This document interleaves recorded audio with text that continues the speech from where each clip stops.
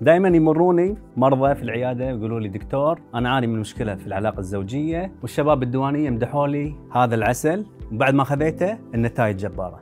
هل العسل فعلا علاج حق كل الحالات؟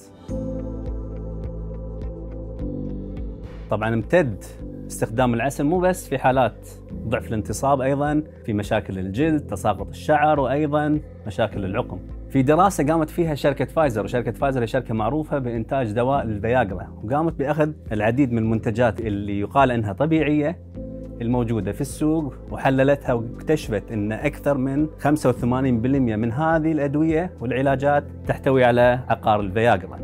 واذا انت مو واثق من شركه فايزر لانها شركه منتج الدواء هذا، ايضا منظمه الغذاء الهولنديه توصلت الى نفس هذا الاستنتاج. فهل العسل كما يروج له هو اكسير الشباب والفحوله، ام اضافه المنتجات الطبيه بشكل غير مدروس قد يعرض حياتك للخطر؟